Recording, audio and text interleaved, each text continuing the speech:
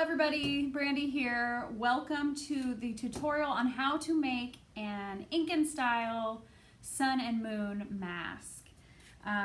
This project is really awesome because it ties in a lot of things about Peruvian culture and about Incan culture, such as Incans used a lot of metal in their arts. They made masks and jewelry and all sorts of beautiful things out of silver and gold. And so we'll be doing a little work with metal today.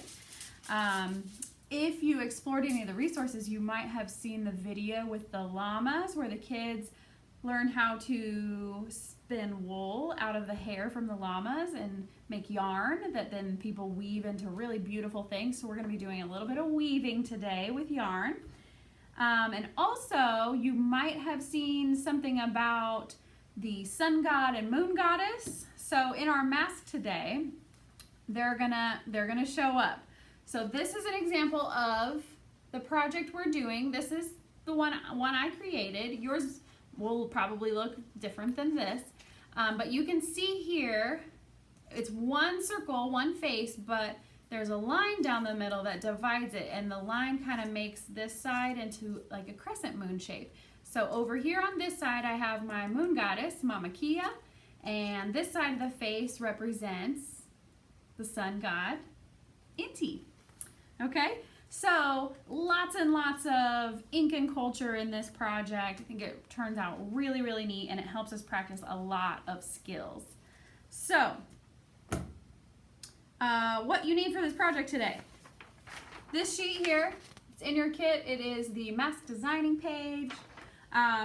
Just a space for us to sketch out some different designs. Always a good idea to do things like that, sketch out things before we commit to what we want to do with our art project. So make sure you grab that page. You'll also need a paper plate, one of these foam trays. I think you have 2 of them in your kit, but you probably will only need 1, maybe.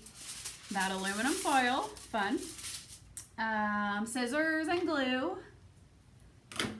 Something to color with. I'm going to use markers today, but you can use crayons. If you have permission and have the paints, you could use paint if you'd like. Of course, you'd have to wait for it to dry, but that's always fun. And then at the end, we will get to some yarn weaving. So in your kit, you should have a few different colors. You can use all of them. You can pick out a couple that you like. You can use your own yarn, whatever you'd like, okay?